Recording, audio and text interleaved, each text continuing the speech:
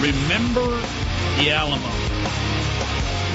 Yesterday, 175 years ago, the Alamo, a Spanish mission in San Antonio, Texas, fell to Mexico.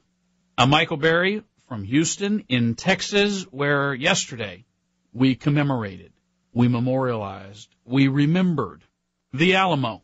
And that's the theme of the show today. Remember the Alamo.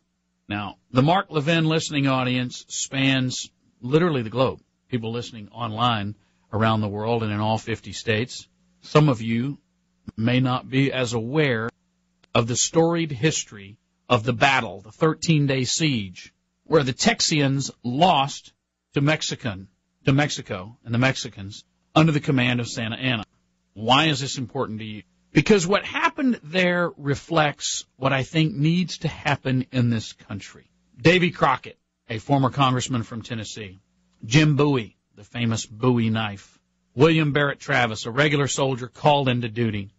189 men held a garrison for 13 days until it fell yesterday, 175 days ago, to about 5,000 Mexicans, well-trained, well-armed, under the command of Santa Anna. And the fight that they fought, the battle they lost, led to the winning of the war, when a matter of weeks later, Sam Houston, after the city in which I live was named, routed the Mexicans in 18 minutes across a field at San Jacinto. With the rallying cry, remember Goliad, where the Texians had been defeated by the Mexicans, and remember the Alamo. And in Texas, and in the minds of a lot of history buffs, what happened there represents the spirit of Texas and the spirit of America. There's a reason that Tea Party members from around the country have held rallies at the Alamo. There's a reason that American literature is littered with stories of the bravery and the valor at the Alamo. And the reason is this: because the men who fought at the Alamo were not people who lived inside the Alamo and were attacked and killed. They came literally from around the world to stake their claim to the great state of Texas, and they stayed in that garrison against innumerable odds, outnumbered many, many times, fighting for a principle against a despot, Santa Anna, who called himself the Napoleon of the West.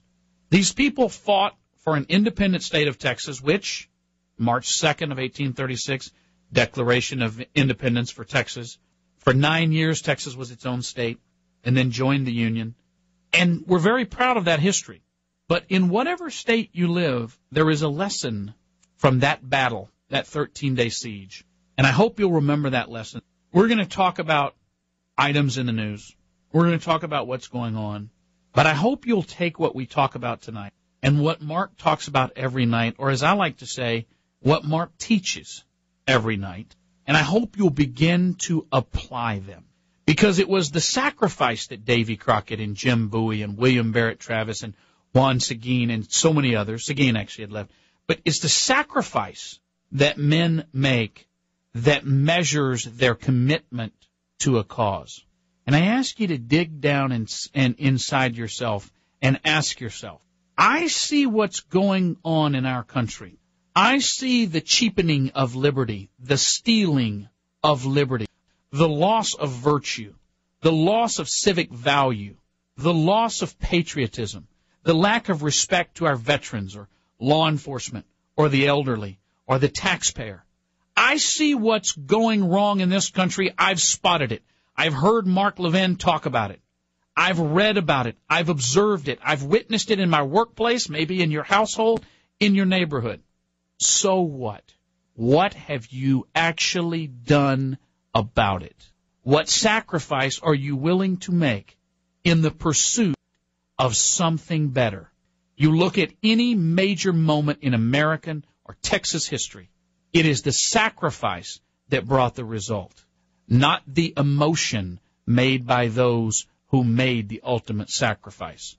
Battles won, victories, battles waged. It's the battle, not the mindset. I'm writing a book about civic activism, and I intend it to be a how-to for civic activists, not just Tea Party folks, but people that want to fight taxes or any number of other things. And I started life as a lawyer, then I became a real estate guy, Then I was an elected official in the city of Houston, and now I'm a talk show host. And what I intend to do is draw upon experiences in campaigns and in organizing and in dealing with the media and teach people lessons so they don't have to learn them for themselves. And I've been drawing on the experiences of Tea Party leaders and civic activists from around the country, citizen journalists. And what I'm trying to do is glean from those a set of rules that any civic leader, anybody, you, me, or anyone else, could put into practice. And one of the things I see more than anything else, one of the lessons that seems the threads that run through that, is the constant thread of the willingness to take on a fight, the willingness to be bloodied and bruised, the willingness in the workplace, in your school, in your church, in your community, in the media, to stand up and take a stand and be willing to tolerate the blowback. Because I hear from people all the time, and I'm sure they mean well, Michael, I've had enough. This is what they did to my kid at school, or this is what's happening in my community. Well, what are you going to do about it? Well, I'm mad. What are you going to do about it? Well, my wife says don't make a scene. Or my clients may not like it if I do this or that. Or, I'm not the political type. What if every man throughout history, what if every woman throughout history had said, that's not my fight. I'm not that type. I'm not a person that likes controversy. I, too, will turn the other cheek, walk away, and give in. Where would we be today if that were the case? There's a congressman from here in Houston named Sheila Jackson Lee, and she's been all over the national news saying incredibly stupid things. She claims racism and slavery and indignation. She just wants to be on TV more than anything else in the world. And nobody stops her. She cusses out the Secret Service. She cusses out members of Congress. She cusses out CEOs. She demands this and she gets that because nobody will push back. Well, the Daily Caller, Jonathan Strong, I think, had a great piece on her last week about how abusive she is, how she uses, how she MFs her staff, young black women, cusses them out, yells at them. She's abusive to them. And nobody seems to want to call her on it because nobody is willing to make the sacrifice to stand up against people who yell and scream in the workplace, in Congress, and anywhere else. And I'd like to share with you a little tribute because we have to deal with Sheila Jackson Lee on a daily basis of such an evil, evil woman.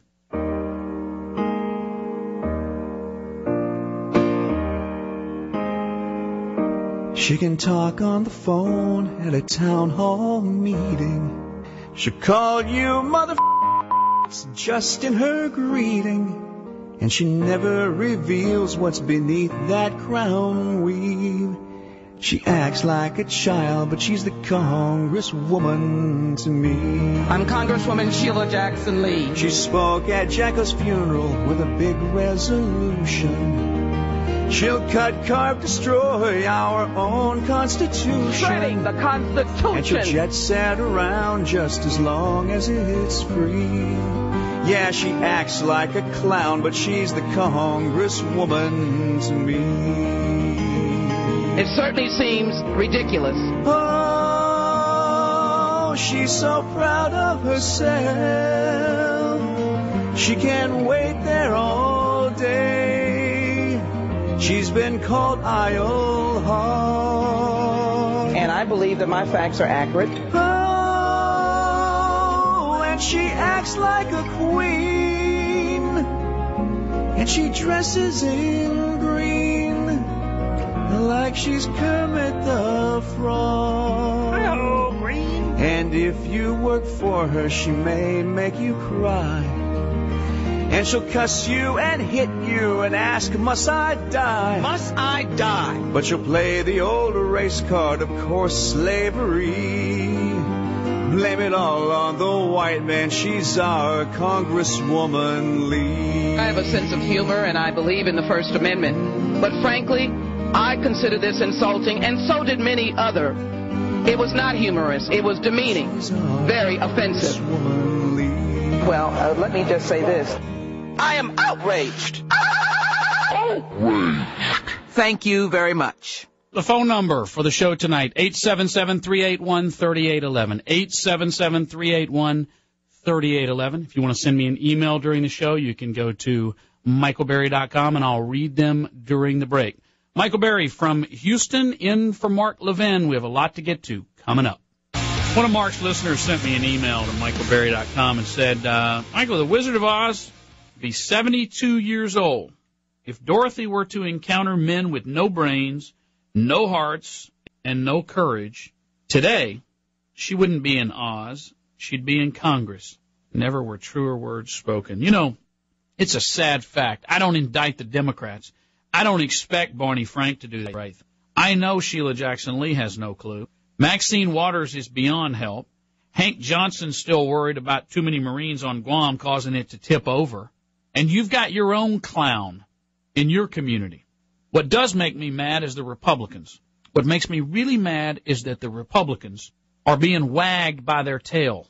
They don't have the ability to lead aggressively, confidently, the way this nation needs.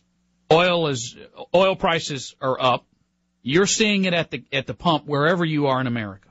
You're seeing gas at the pump up. I think 39 cents was the number I saw. And they're blaming this all on Gaddafi. They're blaming it on concern over the reserves in Libya. But that's not true. Because it doesn't matter where the oil's coming from. All that matters is the oil on the market. And Saudi Arabia has stepped up and increased. They've not increased production. They've let loose. Saudi Arabia plays an important part for their own benefit in determining the price of gas that you pay at the pump by their sale of crude oil. They hold it back because to flood the market would drive the price down. So they hold it back, and it drives the price up. In the United States, we pay, on average, about half what the rest of the world does for gas at the pump, even though our personal wealth is far in excess of the rest of the world. My wife is from India. You go to India, and you see what petrol there costs, and you can't believe that people can afford it. The cost of car ownership in the rest of the world, most of the world, is prohibitive not because they can't afford the car, but because they can't put the gas inside it. Broadcasting to you right now from Houston, Texas, the energy capital of America, I'm going to tell you our economy is in serious trouble because of the moratorium from April 27th last year. April 20th of last year, the Macondo explosion, Deepwater Horizon in the Gulf of Mexico. BP made a huge mistake, and by industry standards, they went outside the norms for safety. Everybody in the industry will tell you. What they did was not typical. This wasn't something where you need a recall or an industry change. BP made a huge mistake, and they should be punished for it. As a result, Barack Hussein Obama implemented a moratorium 7 days later, April 27th, that absolutely killed deep-water drilling and de facto has killed shallow water drilling in the Gulf of Mexico. The United States consumes 20 million barrels of oil a day. We produce only 6. I've had experts on my show tell us that we could produce enough oil to meet American demand so that we didn't need to import it. We'd have to stop subsidizing wind and solar and farts and whatever else this administration wants. The whole greeny-weeny approach to energy, it's not cost-effective. We subsidize wind and solar to the tune of $25 per hour megawatt, 25 cents for traditional oil and gas. Not to mention, if you're wearing false teeth, that came from crude oil. If you're wearing a shirt, chances are that came from oil. If you're drinking from a plastic glass or cup, that came from crude oil. The byproducts industry from the petrochemical companies is in every aspect of your life. And yet this president is killing that industry. More coming up.